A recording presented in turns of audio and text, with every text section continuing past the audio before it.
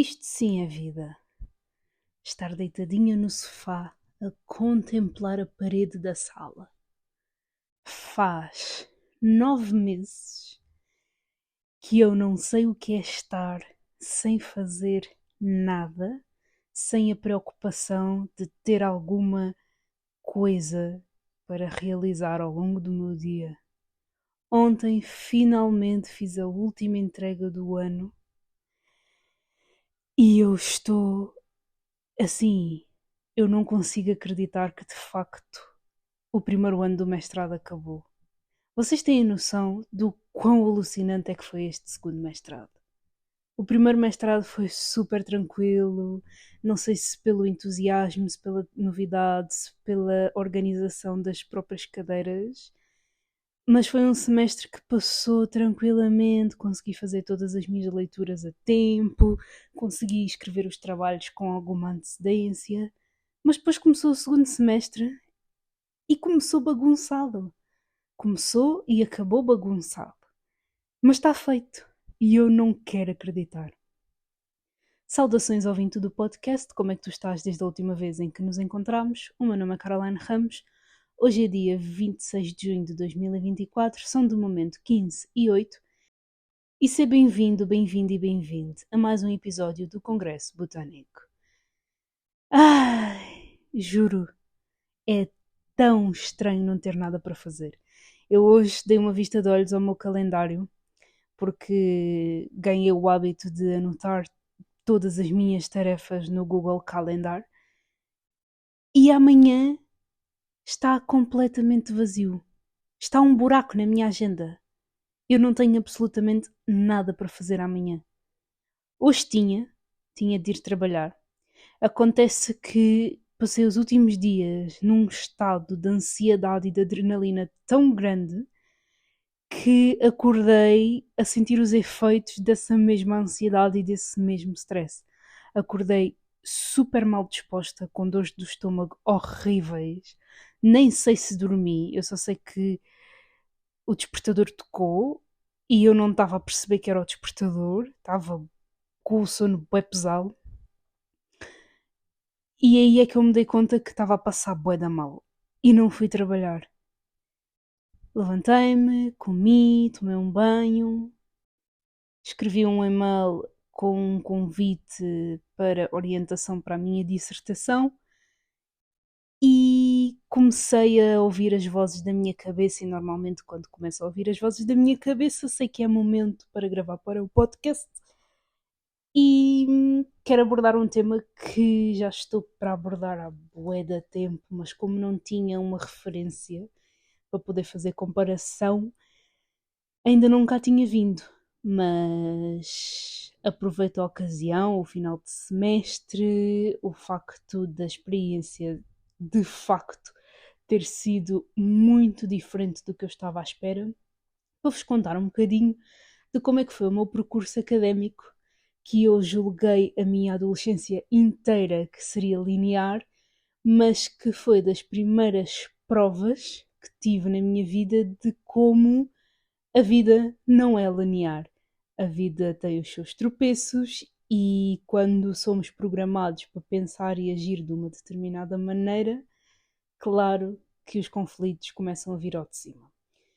Portanto, eu sempre me conheci como sendo uma pessoa muito decidida, muito segura das decisões que toma e dos caminhos que se propõe a explorar. Também me conheço como alguém que cresceu com aquela pressão, incentivo, enfim, aquele sentido de responsabilidade para se estudar sempre e ir para a faculdade e tirar a licenciatura, mestrado, doutoramento, pós-graduação, o raio que o parta. E eu durante muito tempo fui seguindo essa lógica, acreditando que seria algo que eu também quisesse. Fui para o secundário e acredito que a partir dessa escolha eu desencadeei um conjunto de escolhas nada a ver, mas que hoje em dia fazem todo o sentido. Fui para artes. Fui para artes porque Não queria ir para ciências, humanidades teria sido a minha segunda opção e artes acabou por ser uma consequência de um teste psicotécnico que eu fiz no nono ano e que me deu para arquitetura, design, etc, etc. A verdade é que eu também cresci com o meu pai a trabalhar na construção civil e sempre muito curiosa sobre como é que os edifícios se constroem, de onde é que eles vêm, para onde é que eles vão, porquê. Quando eu descobri que arquitetura era o nome da área a partir da qual se desenham edifícios e cidades, mais especificamente em urbanismo, planeamento urbano, aliado ao facto de eu ter sido uma aluna excepcional a geometria, eu tinha 20 com uma perna às costas, decidi que a arquitetura seria o meu caminho. Acabei o secundário com média de 17. Fui para a faculdade de arquitetura, que também não estava a pedir grande coisa em termos de média. Entrei, para garantir que entrava na faculdade de arquitetura, eu coloquei imensos cursos dentro da faculdade de arquitetura para garantir que entrava na faculdade e caso não entrasse no curso que queria, ao menos podia pedir transferência de turma. E finalmente entrei. Parênteses. Houve um dia em que nós fizemos uma visita de estudo à Faculdade de Arquitetura e eu fiquei fascinada com aquilo que vi e isso também acrescentou muito para o ideal que tinha do curso que queria fazer. Lá fui eu, toda bonitinha, para a Faculdade de Arquitetura, que fica na puta que pariu da ajuda, como eu costumo dizer, porque para lá chegarmos levamos para aí 40 minutos, uma hora na boa, dependendo da hora e do trânsito. E o primeiro ano foi interessante. Conheci pessoas novas, fiz coisas que nunca tinha feito, apanhei a primeira desilusão académica e de escola que alguma vez tive, porque tendo sido aluna de mérito, sempre com altas médias, chegar à faculdade e desiludir-me com a minha paixão de disciplina, que era a geometria, começou por ser o primeiro baque daquilo que foi uma espécie de drama académico, porque o meu professor de geometria era uma merda. Vou já começar por dizer, ele era uma merda. Eu não digo que ele não seja inteligente, ele é uma pessoa inteligente, ele sabe daquilo que fala, mas ensinar que é bom não é o forte dele. E nós passámos o ano inteiro de geometria a tentar descobrir a perspectiva com muitas mais coisas para fazer. E foi uma experiência terrível, porque eu tive professores no secundário que dão 20-0 ao professor de geometria que tive na faculdade. Então eu tinha bons pontos de referência e sabia que aquilo que supostamente estava a aprender na faculdade de arquitetura era balelas. Desiludi-me com geometria. Projeto começou por ser uma relação de amor-ódio, porque é muito divertido sim desenhar plantas e fazer maquetes, mas quando chega no período de avaliação em que tu percebes que o que conta é agradar os professores e não necessariamente desenvolver um projeto que impacte de alguma forma a vida imaginária ou do cliente imaginário para o qual estamos a produzir projeto, começamos a pensar sobre a nossa vida. As outras disciplinas foram passando, dei-me bem com algumas delas, com algumas mais ou menos, mas fui fazendo. O segundo ano foi a segunda etapa de um presságio negativo na minha experiência, porque por algum motivo eu fiquei na minha terceira opção de turma por conta do algoritmo da faculdade, com uma professora de quem toda a gente falava super mal, mas que se revelou ser uma ótima professora. E foi ali que eu percebi que as pessoas têm uma mania incrível de chamar de má a uma mulher que no fundo é só assertiva, sabe daquilo que está a falar e não admite que a enrolem com argumentos sem base alguma. No segundo semestre do segundo ano eu troquei de turma, também numa turma onde eu não conhecia quase ninguém, mas cuja professora de projeto também foi incrível, gostei muito dela, inclusive acho que foi o semestre em que eu tive a nota mais alta a projeto, tive 15 ou 16 ou uma coisa assim. Desenvolvi um edifício que parecia uma banana, foi literalmente inspirado numa banana.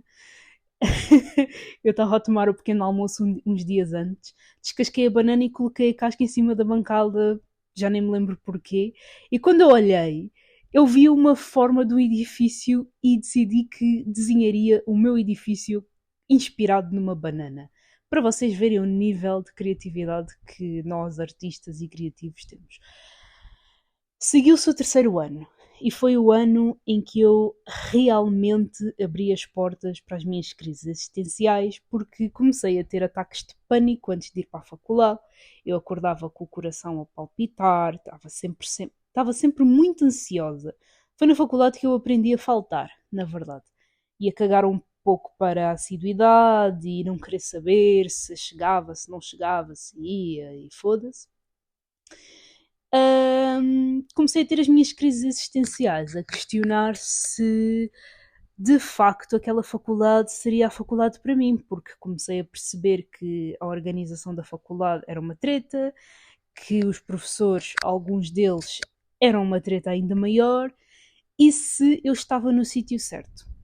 Depois, para acrescentar, eu tive colegas que no primeiro ano tinham mudado para outros cursos e eu acho que no fundo, senti um bocado de inveja delas pela coragem que elas tiveram de sair tão cedo e eu ter-me arrastado, porque depois comparava-me com outros colegas que ainda estavam na faculdade, que faziam diretas, que apresentavam os projetos com uma qualidade, enfim, surreal, e que se via que gostavam daquilo e eu não sentia aquilo de forma alguma.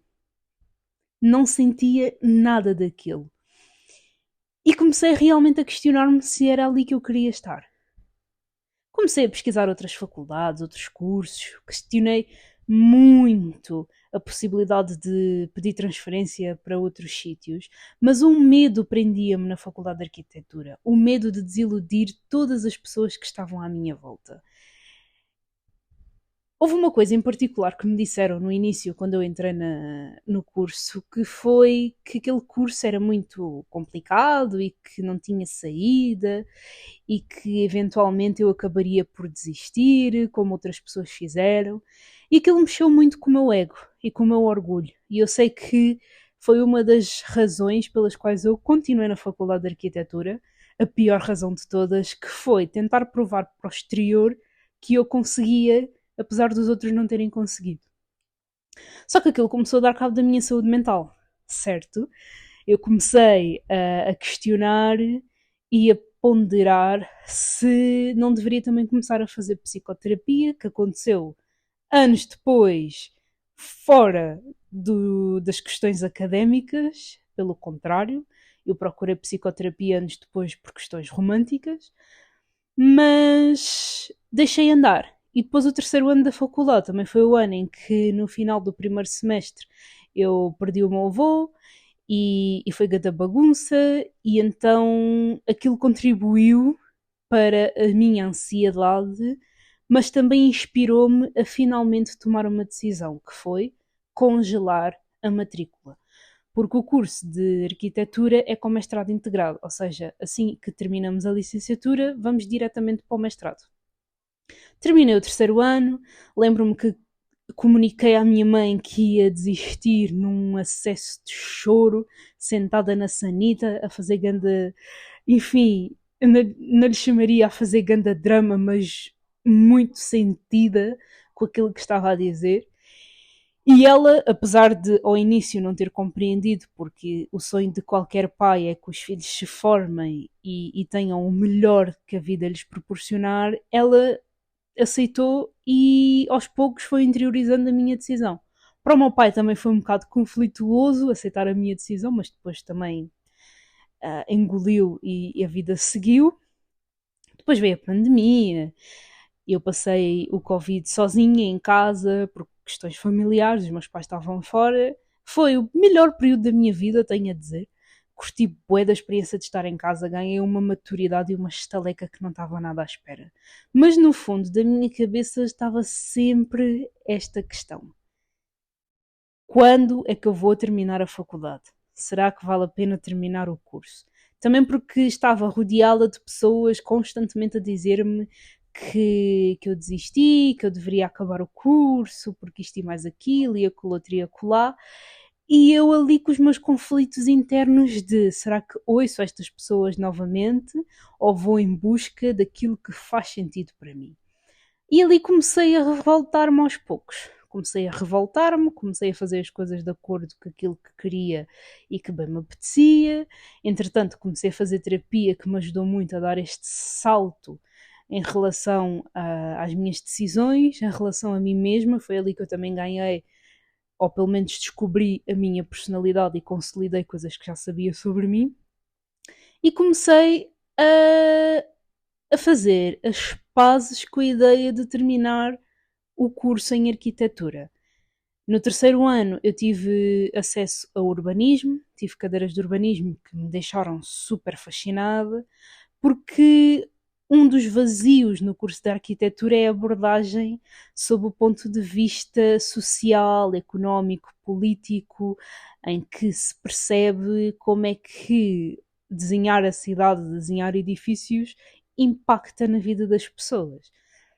E nós não temos cadeiras de psicologia nem nada. Nós, se temos teoria da arquitetura, é muito, e mesmo assim abordamos apenas a questão mais teórica, embasada nas práticas de outros arquitetos e não propriamente os efeitos que isso tem na cidade. Mas o urbanismo, em comparação com a arquitetura, interessou-me muito mais.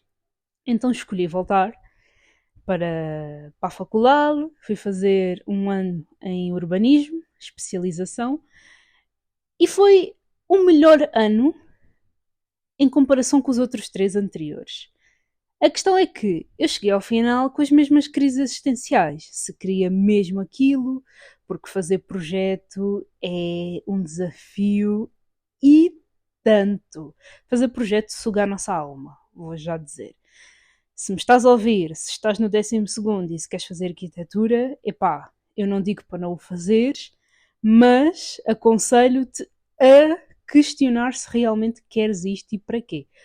Porque eu não aconselho ninguém a ir para a arquitetura. Aquilo é o caos completo, essencialmente porque o curso está muito mal estruturado e não pegam nas questões essenciais, o que faz com que depois nós tenhamos que fazer pós-graduações e mestrados noutros cursos, o que também não tem problema nenhum. A questão é que, se nos vão dar bases, que sejam bases como deve de ser. Acabei o ano em urbanismo, fiquei aquele verão todo a perguntar-me: Caroline, é exatamente isto que tu queres? Tu vês-te a fazer uma tese durante 1 ano e meio dentro deste curso. É exatamente isto o que tu desejas para a tua vida? Tu vês-te a trabalhar com isto? Eu fiz a matrícula para o 2º ano do mestrado em urbanismo, certo? Fiz a matrícula, paguei a inscrição, fui ao primeiro dia de aulas e foi o único dia a que fui no 2º ano do mestrado em urbanismo, porque nessa mesma semana eu voltei a congelar voltei a congelar o mestrado e fui à minha vida. Fui questionar, fui pensar corretamente sobre o que fazia sentido para mim. E no verão em que eu entrei no mestrado atual, eu estava na praia, eu sempre tive vontade de estudar sociologia e perceber as relações sociais, e meti no Google cursos de sociologia. De repente, reencontrei um curso que tinha descoberto naquela primeira crise existencial do terceiro ano em arquitetura, que se chama Estudos Urbanos. Para quem não sabe, quando nós terminamos a licenciatura no curso de arquitetura, nós ficamos com a nomenclatura de estudos de arquitetura. Ou seja, nós não somos arquitetos porque não defendemos a tese, não defendemos um projeto, não somos partes da ordem dos arquitetos e nem fizemos os testes para sermos aprovados na ordem dos arquitetos. Portanto, não somos arquitetos, mas somos pessoas que estudam sobre arquitetura. E na minha cabeça foi uma correspondência incrível, porque se eu tinha a licenciatura em Estudos de Arquitetura, mais um ano de urbanismo, que equivale a uma pós-graduação, e aquele mestrado se chama Estudos Urbanos, por que não tentar? Já que também inclui todos os campos do saber pelos quais eu sempre senti muita curiosidade. E fiz a candidatura. Inclusive, nesse verão, eu fiz a candidatura a 2 mestrados. Ao mestrado de Ciências da Comunicação, voltado para a questão das artes, e para estudos urbanos. Entrei no mestrado em estudos urbanos. A minha carta de motivação teve um 17. Eu fiquei, uou, ok. Quando entrei na faculdade, vi uma das pinturas da Pitanga numa das torres, e para mim foi um bom presságio, porque eu conheci a Pitanga pessoalmente, troquei umas ideias com ela, e ela é uma mulher incrível que me aconselhou a fazer sempre as coisas que me apaixonassem e que fizessem o meu coração bater, porque a vida é sobre isso. E o facto de, nos meus trabalhos em restauração, ter conhecido pessoas que me disseram imensas vezes para eu nunca deixar de fazer as coisas que fizessem os meus olhos brilhar, estar numa faculdade de ciências sociais, num curso que realmente me deixava entusiasmada, foi uma transformação imensa no meu percurso académico. Porque, tendo estado num ambiente que não combinava comigo, a fazer algo que, apesar de eu achar piada, só me retirar energia, foi assim uma lufada de ar fresco. E depois as aulas começaram. E a quantidade de diversidade em termos de áreas do saber dentro de uma sala de aula, não só em relação aos professores, mas também em relação aos alunos, as conversas que tivemos, as discussões e os debates, as trocas de ideias, tudo aquilo alimentou-me o espírito pelos 4 anos em que eu estive na Faculdade de Arquitetura. Durante muito tempo eu questionei se valeu realmente a pena estas cambalhotas e estas trocas, e apesar de ter este receio de estar a perder tempo com determinadas coisas, a verdade é que tudo isto acrescenta à minha experiência e à minha personalidade. Tudo isto fez com que eu me tornasse numa pessoa que valoriza muito mais do que alguma vez valorizou os seus sonhos, os seus planos, os seus objetivos.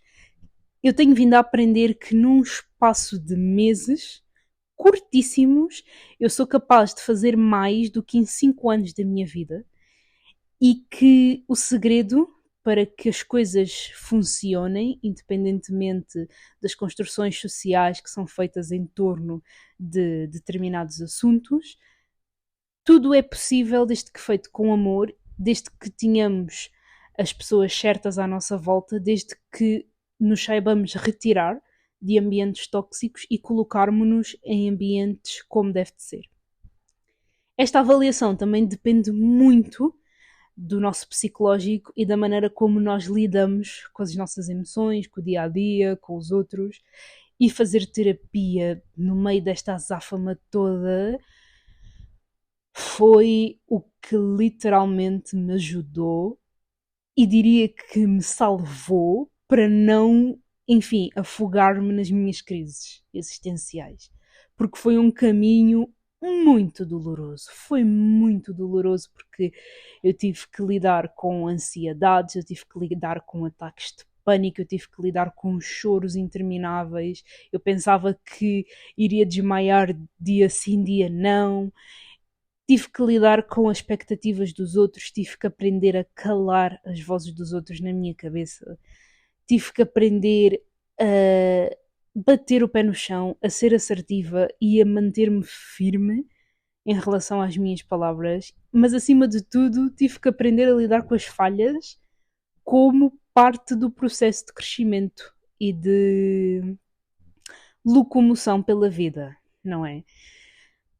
Porque tudo isto faz parte. Eu não sabia lidar com o falhanço, eu não sabia lidar com com os erros, eu não sabia lidar com imprevistos, eu ficava sempre muito chateada, muito indignada, assim, farta, com vontade de explodir. Só que quando eu aprendi que faz parte e que muitas vezes a vida nos retira de caminhos como sinónimo de livramento, epá, passou a ser tão mais fácil. Eu não digo que não seja difícil, é complexo às vezes. Eu, estando na minha transição de vida profissional, há dias em que eu coço a cabeça, olho para o nada e pergunto-me se estou no caminho certo e o que é que seria da minha vida se eu tivesse descoberto isto mais cedo, se eu tivesse tomado estas decisões mais cedo, mas ao mesmo tempo reconheço que talvez não tivesse sido como está a ser agora. Ahm, para alguém que cresceu com esta pressão de fazer tudo à primeira, de nunca desistir e de, sei lá, formar-me sempre, desconstruir isso na minha cabeça também foi importante para nunca perder a curiosidade e a vontade de estudar, porque eu adoro estudar, eu adoro aprender coisas novas, eu tenho de alimentar a minha curiosidade. E eu fico mesmo muito contente pelo meu percurso nunca me ter retirado isso. Porque eu sei que há pessoas que ficam frustradas e nunca mais querem voltar para a faculdade, que demonizam a ideia de nos formarmos. Ainda há uns dias estava a ouvir um podcast em que disseram que a faculdade, mais do que nos formar e de nos dar um diploma, é um espaço onde nós conhecemos pessoas, onde construímos o nosso networking, onde de facto nos conhecemos. Há pessoas que tiram um curso para poderem ascender na vida, há outros que tiram um curso pelo simples ato de autoconhecimento e eu estou no meio destes dois. Eu adoro aprender coisas, eu adoro produzir conteúdo académico. Eu sou viciada em descobrir bibliografia e descobri isto em estudos urbanos. Eu costumo dizer aos meus amigos que eu estou no meu playground, eu estou-me a sentir uma criança com o curso que estou a fazer, porque é realmente entusiasmante. Eu posso estudar sobre tudo e tudo vai fazer sentido, porque estamos a falar de cidade, estamos a falar de um espaço produzido para determinadas relações sociais que são ou não condicionadas por essa mesma produção de espaço. E isto é bem fascinante, porque todos os problemas sociais, todas as desigualdades, todas as tretas que nós, enquanto humanidade, estamos a tentar ultrapassar e transformar, começam e terminam na cidade. E nos espaços rurais também. E isto tem tanto pano para mangas. Dizerem-me que estou num curso que não tem saída é apenas uma reprodução daquilo que provavelmente ouviram enquanto cresceram e de um desconhecimento completo de como é que nós podemos trabalhar em qualquer área do saber. Pode ser difícil, pode ser complicado, depende muito do contexto. Eu não digo que em Portugal seja necessariamente fácil trabalhar em todas as áreas para as quais estudamos, mas se nos propusermos a procurar, talvez encontremos alguma coisa. Porque este curso também ensina-me o poder da multidisciplinariedade. Ai, com caralho. Multidisciplinariedade. Nem vou cortar, porque vida real é mesmo assim. Este curso ensina-me muito sobre isso, sobre o facto de ser poderoso, nós conhecermos várias coisas, termos noção de vários pontos de vista, porque só assim é que vamos realmente transformar o que quer que seja. Se olharmos o mundo apenas sob o ponto de vista de uma lente, nós vamos estar condicionados eternamente a fazer exatamente as mesmas coisas. Como diria Einstein, nós não podemos esperar resultados diferentes a fazer exatamente as mesmas coisas. E isto serve para o dia a dia, serve para o cotidiano, serve para a vida, serve para as cidades, serve para tudo. Se nós queremos realmente transformar uma cidade, se queremos que as desigualdades decresçam cada vez mais, nós temos de garantir que estudamos um bocadinho de tudo. Não estou a dizer que temos que perceber a 100% sobre tudo, mas ao menos fazer o esforço de compreender como é que uma determinada área do saber funciona, como é que ela impacta a sociedade e porque é que as coisas são como são, onde é que estão os elos de ligação, de parceria, Ai, está-me a faltar a palavra agora, ela estava na ponta da língua. Quais é que são as condicionantes para construirmos efetivamente e, se possível, em grupo, um conjunto de soluções que encaixe com grande parte das pessoas. Porque outra coisa que eu percebi neste mestrado é que nós nunca vamos agradar a todos. Vai sempre haver alguém que vai ficar descontente com alguma coisa. Sempre. Se nós nos movimentarmos para melhorar as condições de vida de um grupo de pessoas, vai sempre haver alguém do lado oposto que se vai chatear, que se vai opor, que em vez de olhar para o que está à sua volta, ancorado na sua humanidade, vai-se apegar ao ego e ao pior que existe nisso. Porque o ego não é uma coisa má, mas depende do uso que lhe dermos. Se nós olharmos o mundo sempre sob o ponto de vista de um conjunto de emoções inflamadas, chateadas, amarguradas, nós nunca vamos perceber porque é que precisamos de nos movimentar para mudar certas coisas na sociedade. E este curso deu-me, a sério, está-me a dar uma aula sobre a vida, está-me a dar uma dimensão sobre a vida da qual eu não tinha noção. Da qual eu não tinha noção. Eu li mais nos últimos meses do que li nos últimos anos. A quantidade de artigos e capítulos de livros e coisas que nós temos que ler para podermos fazer um trabalho de 3 páginas, epá, vocês não têm noção. Juro por tudo. Às pessoas que estão na faculdade, mas não estão nas áreas das ciências sociais, eu não sei como é que é. Eu não sei como é que vocês se organizam para fazer os trabalhos, não sei se precisam de ler tanto. Eu só sei que a quantidade de informação que nós somos capazes de absorver é absurda. Estou a falar a sério, é absurda. Eu admiro pessoas que trabalham nisto há anos.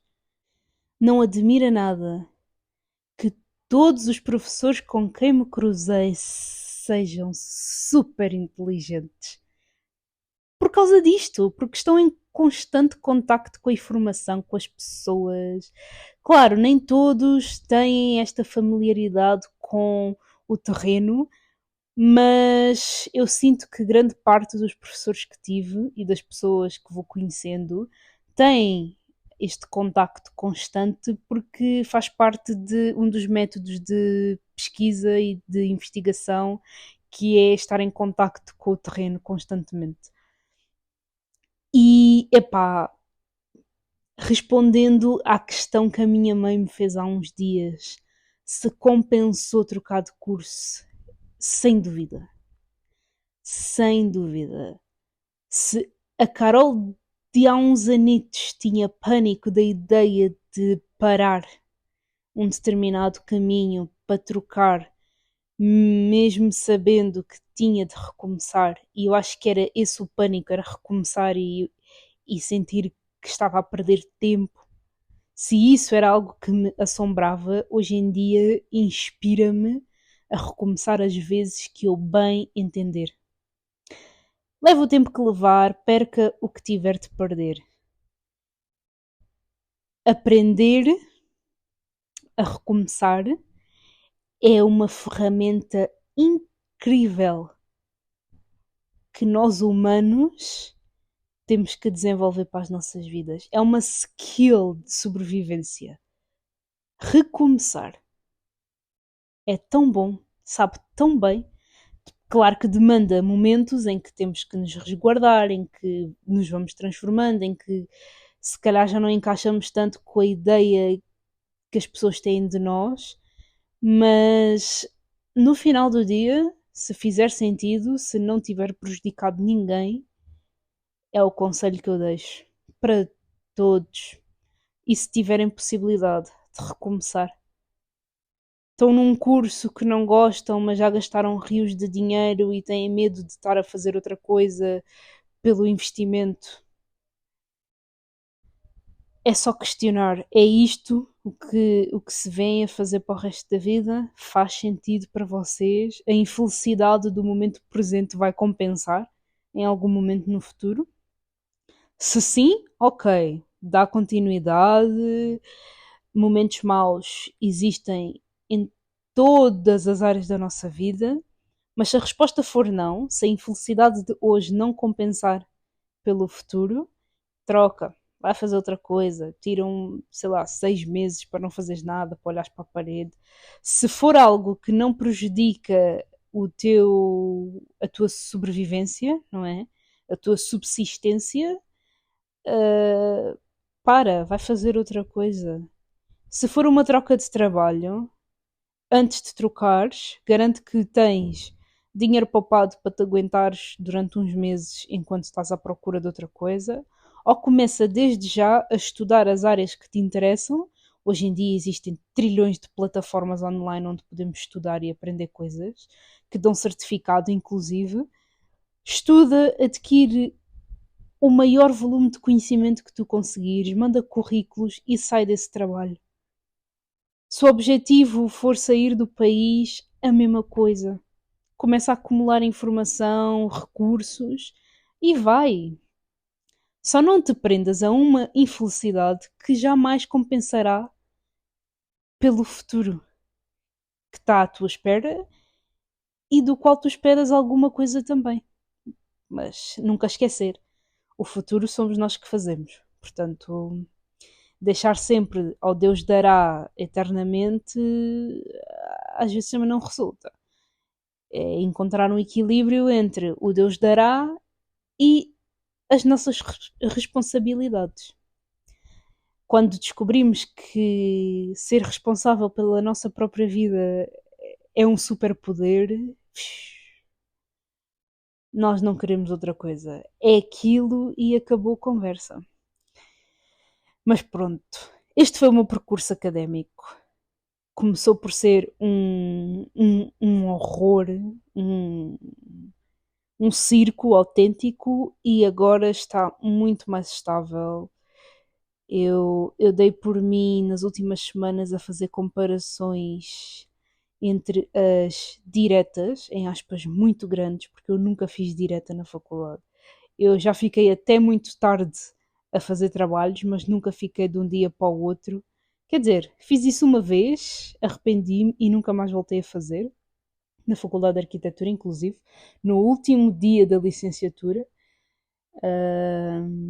em que estava a fazer projeto, tinha exame no dia seguinte, decidi dormir uma cesta de 30 minutos, 1 hora, arrependi-me porque acordei super mal disposta, fui para Lisboa, fiz a apresentação, foi uma merda, tive uma nota da treta, mas pensei para mim, é o último dia, que se foda.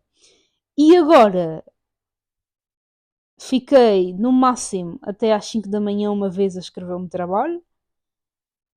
As notas têm sido incríveis, reflexo do meu interesse e do meu empenho. E não me custa nada ficar até às tantas da manhã a ler e a escrever trabalhos. Fico cansada, não é? Quando me deito na cama, só acordo no dia seguinte, mas sabe super bem, porque é o entusiasmo que me faz ficar em pé até às 5 da manhã a escrever e a ler coisas. E a procrastinação também, mas sobre essa falamos no outro dia. Epá, e agora estou de férias. Agora estou de férias, estou no sofá, posso fazer as cestas que eu quiser durante uma semana, porque depois disso vou investir no desenho e na pintura, que ficaram pendentes nos últimos meses. Eu tenho trabalhado como artista, mas num sentido mais burocrático e mais de gestão de projetos e assim. Não tenho pintado, não tenho desenhado, não com a frequência que quero e com a profundidade que quero alcançar. E vou aproveitar as férias de verão para isso, para redescobrir o meu estilo, pintar o que me apetecer, aprender coisas novas e estruturar como é que vai ser o meu futuro daqui para a frente, porque com a rotina da tese acredito que vai ter um bocadinho mais de tempo, não sei, mas já estou de férias da faculdade e vou poder ir à praia, vou poder curtir a vida. O trabalho, como não é algo muito pesado e quando acabar o turno ou quando acabar o dia de trabalho, o trabalho fica num canto, eu fico no outro, não influencia a minha vida necessariamente. Então eu estou nas nuvens durante este verão. E acho que é o primeiro verão na minha vida em que eu me sinto livre para aproveitar. Existem tantos eventos e tanta coisa boa a acontecer. Oh God, eu vou estar em todas. Enfim. Espero que tenhas gostado. Espero que te tenha ajudado de alguma forma. Qualquer dúvida, questão, sugestão, vou deixar informações aqui em baixo. Terás acesso ao link do meu blog, do meu Instagram, da minha newsletter. O meu livro já não está à venda publicamente, mas se quiseres uma versão é falar comigo diretamente. Vou deixar também o link do Buy Me a Coffee, através do qual podem contribuir para o meu trabalho com um valor simbólico, através de um chá ou de um café, que eu agradecerei sempre. Para complementar este episódio, vou deixar também o link de um episódio que gravei com a Inês Martins sobre trocas no mundo profissional. A Inês é uma das pessoas que, sem dúvida alguma, me inspira um bocadinho todos os dias a não ter medo de trocar a minha área profissional e a minha área académica, para não falar também de outros amigos que tenho que deram cambalhotas com medo e hoje em dia são pessoas super felizes e realizadas. Prova de que é possível, desde que não deixemos que o medo nos controle a 100%. Beijinhos e abraços, vemo-nos por aí.